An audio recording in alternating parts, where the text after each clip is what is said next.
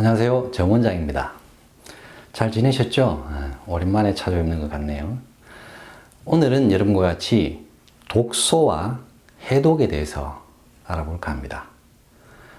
최근에 백신 접종을 굉장히 많이들 하셨죠. 그래서 건강을 걱정하시는 몇 분들이 저에게 해독에 대해서 문의를 주신 분들이 있으셨습니다.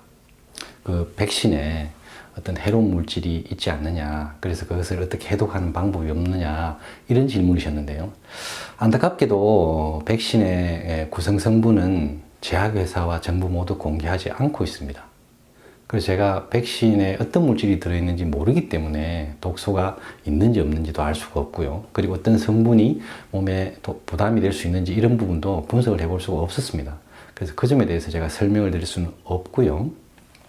우리가 일상생활 속에서 독소에 어떤 식으로 영향을 받는지, 그리고 해독은 어떻게 하는지 그 점에 대해서 설명을 드리고, 그리고 한의학에서는 이 해독 작용을 어떻게 하는지 그 점에 대해서 추가적으로 설명을 드리도록 하겠습니다.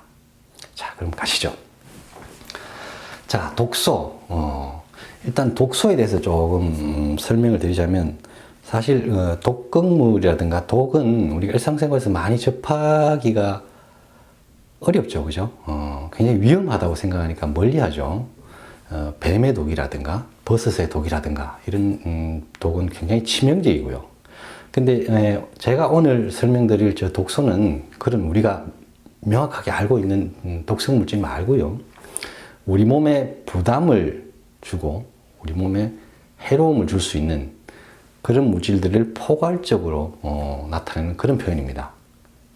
자, 그러면 이 독소가 우리 몸에 영향을 미치는 경로는 크게 보면 두 가지로 나눠볼 수 있습니다. 첫 번째는 외부에서 유입된 경우였죠. 그리고 또 하나는 체내에서 생성되는 부분입니다. 자, 먼저 외부 유입되는 부분부터 알아볼까요?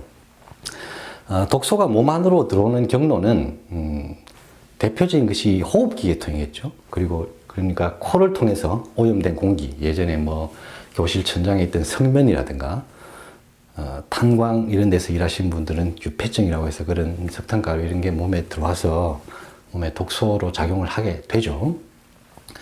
그렇게 코로 들어오는 경로가 있고요. 그리고 입으로 들어오는 경로가 있는데 대부분 음식이겠죠. 제가 누차 말씀드렸지만 지금 뭐 상당한 종류의 합성 화학 첨가물들이 이 음식에 포함되어 있습니다. 근데 이런 첨가물들은 우리 몸의 간과 신장에서 적절하게 처리 못하는 경우가 꽤 많습니다. 그래서 이런 물질들이 몸에 독소로 작용을 하게 되죠. 그래서 가급적이면 자연에 가깝고 신선한 음식을 드시는 것이 좋습니다. 그리고 우리들이 복용하는 그런 약들 중에도 몸에 독소로 작용하는 경우가 꽤 있습니다. 그 점을 여러분들이 잘 아셔야 되고요. 자, 여러분들이 잘 모르시는 것 중에 이 부분이 있는데 바로 피부입니다. 제가 지난번에 그 자외선하고 선크림을 설명드린 영상에서 말씀드렸었는데, 사실 화장품이라든가 선크림, 피부 외용제 이런 그 물질 속에도 어느 정도 화학 첨가물들이나 그 약간 독성이 있는 물질들이 포함되는 경우가 있습니다. 그런 물질들이 피부를 통해서 우리 몸 안에 흡수되면 결국은 또 간으로 가서 해독하는 그 과정을 거치게 되죠. 적절히 처리되지 않으면 또 굉장히 몸에 부담을 줄 수도 있고요.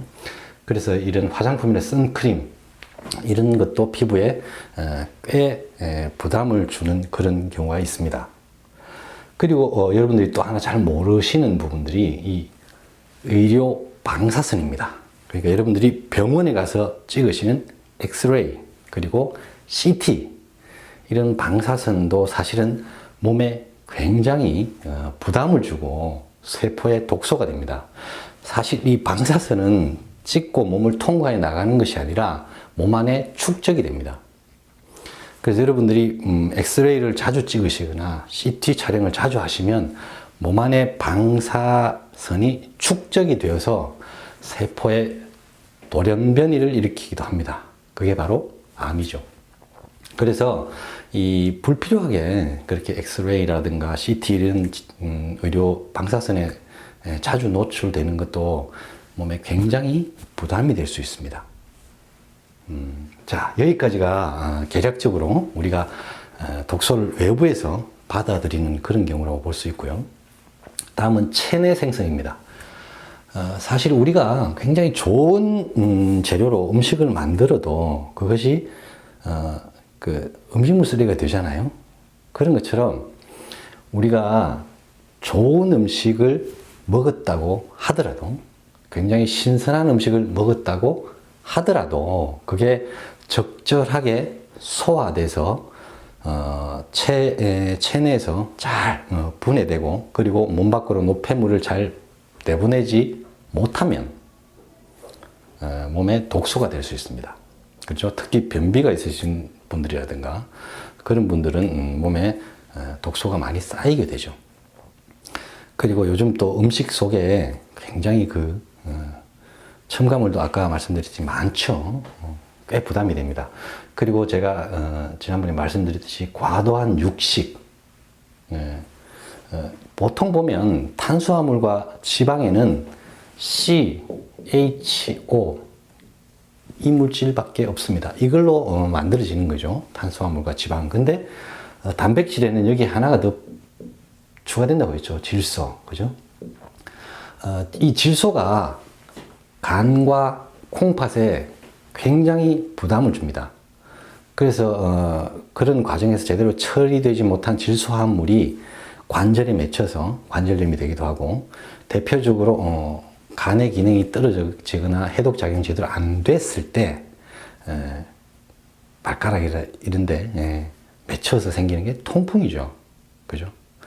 그렇기 때문에 이 과도한 육식은 몸에 독소를 만들 확률이 굉장히 높게 만듭니다. 그리고 야식, 그렇죠?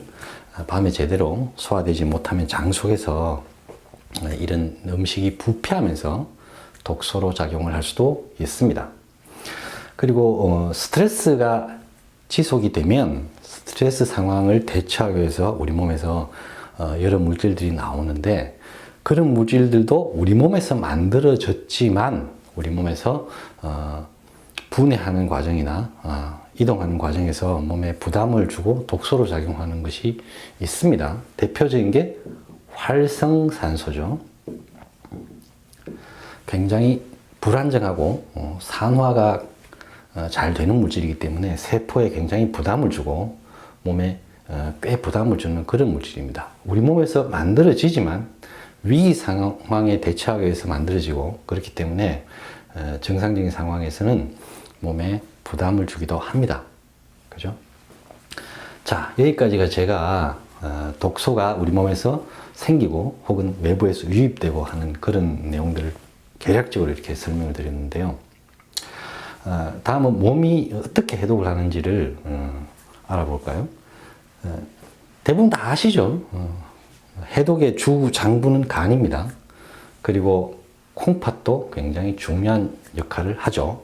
그래서 둘이 합작으로 해독과 배출 작용을 하게 됩니다. 그래서 노폐물을 소변과 대변으로, 그리고 그것으로 부족할 때는 피부를 통해서 내보내게 되죠. 그리고 림프 기관이나 면역 체계도 일정 부분 독소를 제거하고 운반하고 하는 그런 데 관여를 합니다. 그래서 이런 부분들이 몸에 해독 작용을 주로 하게 되는데요. 이 해독에서 역시 가장 중요한 것은 독소를 적게 만들고 적게 받아들이는 겁니다. 그죠? 그렇기 때문에 여러분들이 역시 이 생활 환경 속에서 우리 몸을 독소에 덜 노출시키고, 그리고 독소를 덜 받아들이는 것이 사실은 간과 콩팥에 가장 부담을 적게 주는 그런 방식이겠죠. 개인적으로 제가 임상에서 이렇게 환자분들을 보면서 노년에 나중에 노인이 되었을 때 저것만은 꼭 피하고 싶다라고 하는 것이 바로 투석이거든요. 투석을 하시는 분들 보면 너무 힘들고요. 삶의 질이 너무 많이 떨어집니다. 그래서 어쩌면 이 간보다 더 소중하게 우리가 관리하고 아껴야 될 것은 콩팥입니다. 그렇기 때문에 여러분들이 이런 간과 콩팥의 기능을 떨어뜨릴 수 있는 그런 생활을 굉장히 조심하셔야 됩니다. 그렇기 때문에 제가 개인적으로 생각할 때는 이 콩팥 관리가 정말 중요한 것 같습니다. 콩팥에 좋은 음식을 먹겠다 이런 취지보다는 차라리 콩팥의 부담을 최대한 적게 주는 그런 생활을 해야 되겠죠. 자, 다음은 제가 이 한방에서 해독을 어떻게 하는지 그 점에 대해서 설명을 드릴 건데요. 한방에 보면 굉장히 대표적인 그 해독 처방이 나오는데 그 처방은 사실 지금 만들기가 너무 어렵습니다. 그 굉장히 귀하거나 구하기 어려운 약재들이 있어서 그 처방은 저도 사실 구하거나 만들기가 어렵고요. 그 이외에 일반적으로 우리들이 생활 속에서 어렵지 않게 활용해 볼 수 있는 해독 처방이 있습니다. 한방 해독요법 중에서 가장 기본이 되는 간단하지만 가장 기본이 되는 처방이 있습니다. 그게 뭐냐면 감두탕입니다. 이 감은 감초고요. 이 두는 콩두자입니다. 그렇죠? 감초의 감, 콩두탕. 그러니까 감초와 콩을 따린 처방이다. 이런 뜻입니다. 자, 요 처방을 보면 동의보감의 내용을 제가 조금 줄여서 써놨는데요. 한문이라서 조금 어려우시더라도 제가 설명을 드리도록 할게요. 감초, 그리고 흑두, 이게 검정콩입니다. 까만 콩이죠. 쥐누리콩, 서묵태도 괜찮습니다. 이 두 가지로 구성된 처방인데요. 이것이 백약, 모든 약, 그리고 백물, 모든 독을 해독한다. 약독, 그리고 음식이나 물질의 독을 모두 해독한 그런 처방이다. 이런 뜻인데요. 중간에 뭐 용량이 나옵니다. 5전, 그러니까 5돈씩 각각 해서 이렇게 따려서 따뜻하게 혹은 차게 마셔도 괜찮다. 이런 내용이 나오는데요. 그 부분 제가 길어서 생략을 했고요. 그리고 여기다가 죽엽, 그러니까 대나무잎, 그죠? 신우대도 괜찮고 조리대도 괜찮습니다.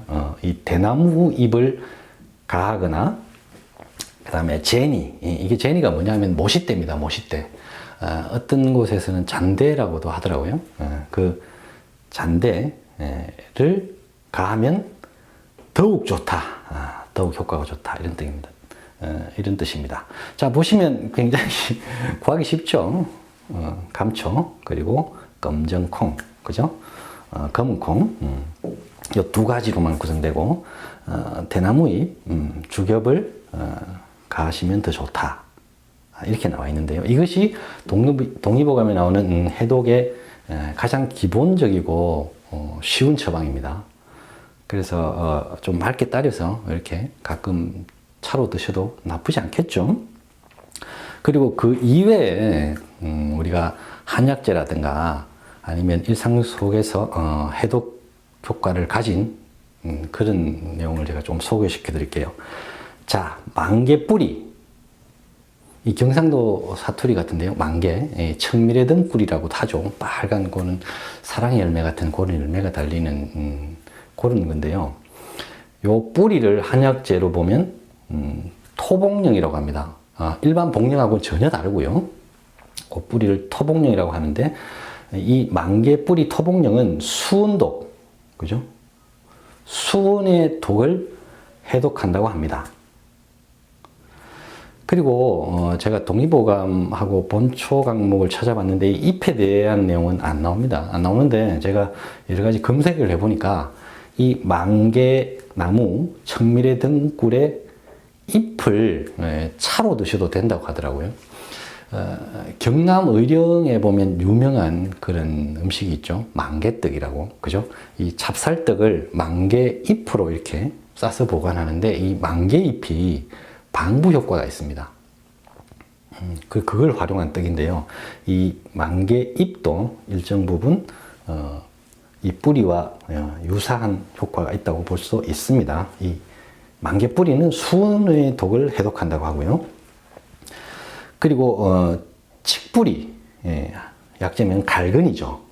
이 칡뿌리는 술독, 주독을 해독한다고 합니다. 저도 가끔 씁니다. 처방을 할 때. 근데 사실 이 갈근, 칡뿌리보다 더 술독을 해독하는데 좋은 약재는 바로 치개꽃, 갈화입니다. 갈화. 이 갈화, 치꽃이 사실은 술독을 해독하는 데는 이 갈근보다 더 뛰어납니다.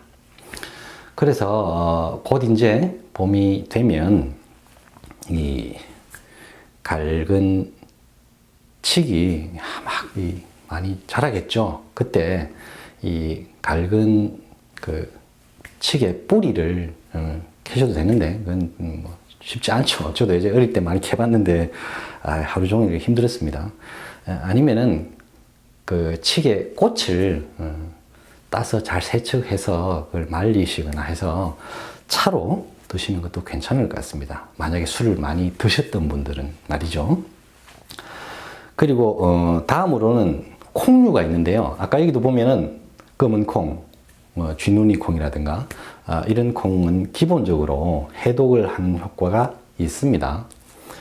그런데 사실은 이 검은 콩보다 더 해독 효과가 뛰어난 콩이 뭐냐면 녹두입니다. 녹두. 이 녹두의 싹을 틔운 것이 바로 숙주나물이죠. 대부분의 콩류는 기본적으로 해독 효과가 어느 정도는 있고요. 그 중에서 검은 콩이 해독 효과가 좀 더 좋고, 그리고 이 녹두도 해독 효과가 상당합니다. 그렇기 때문에 이 녹두는 사실 음식에 조금 이렇게 섞어서 잡곡으로 드셔도 되고요. 뭐 쥐눈이 콩이라든가 검은 콩도 활용해 볼 수 있는 게 많겠죠. 이렇게 우리가 생활 속에서 그 해독을 하거나 해독 기능을 도울 수 있는 음식이라든가 그런 처방들이 있습니다. 요 감부탕은 뭐 어렵지 않으니까 좀 관심 있으신 분은 해보셔도 되고요. 만개잎, 도시에서는 구하기 어렵죠. 저는 고향 가면 많습니다. 그리고 칡꽃, 이런 것도 차로 활용해 볼 수 있고요. 가끔 숙주나물이나 녹두를 음식에서 해 드시면 일정 부분의 해독 효과는 여러분들이 얻으실 수 있을 것이라고 생각합니다. 자, 여기까지가 오늘 제가 준비한 내용이고요. 아까 말씀드렸지만 어떤 음식, 어떤 물질, 아니면 어떤 약으로 해독을 도와주는 것도 분명히 의의가 있을 수 있습니다. 만약 지금까지 쌓인 독이 걱정되신다면 말이죠. 하지만 앞으로는 가장 중요한 것은 애써 간이나 콩팥의 해독 기능을 돕는 것보다도 여러분들이 이 독소를 적게 받아들이시고 몸 안에서 적게 만드는 것입니다. 그래서 사실은 소식이나 그런 좋은 식습관이 이런 간과 콩팥에 굉장히 부담을 적게 주고 몸 안에 독소나 노폐물을 적게 만드는 그런 습관이겠죠. 그것이 결국은 장수의 기본이고요. 여러분들이 젊으실 때는 잘 못 느끼시겠지만 이 노후가 되면 이런 그 기능들이 약화되면 굉장히 삶의 질이 떨어질 수도 있습니다. 그러니까 여러분들이 미리미리 여러분들이 몸이 약화되지 않도록 음식으로 관리하시는 것이 중요합니다. 제가 사실은 임상에서 이렇게 70을 넘으신 어머님들을 보면 솔직하게 말씀드려서 양약을 너무 많이 드셔가지고 약에 이렇게 몸이 쩔어 있다라는 생각이 드시는 분들이 간혹 있으시거든요. 그리고 밤에 소변으로 굉장히 자주 깨시고 깊은 숙면을 못 드시는데 그 현상이 고혈압약의 부작용이라는 게 제 짐작으로는 확신이 드는데도 그걸 뭐 당장 끊으라고 하실 수가 없으니까 제가 말씀을 잘 안 드리거든요. 사실 그런 정도가 되면 돌이키기 쉽지 않습니다. 그렇기 때문에 여러분들이 미리 여러분들이 식습관을 잘 관리하셔서 여러분들의 간과 콩팥이 굉장히 부담을 적게 받고 건강하게 유지할 수 있도록 그렇게 아예 독소를 적게 받아들이고 적게 만드는 것이 훨씬 중요합니다. 제가 강조드리고 싶은 점은 그런 부분입니다. 이런 방법을 활용해 보시는 것도 나쁘지 않은데요. 사실 이걸 이해하셔서 여러분들이 독소를 멀리 하시는 것이 가장 근본적이고 좋은 방법입니다. 자, 오늘은 여러분과 같이 독소와 해독에 대해서 조금 간략하게 알아봤습니다. 아무쪼록 저의 영상이 여러분들이 건강한 생활을 하시는데 작은 도움이라도 된다면 저는 행복할 것 같습니다. 오늘은 여기까지 하겠습니다. 시청해 주셔서 대단히 감사합니다.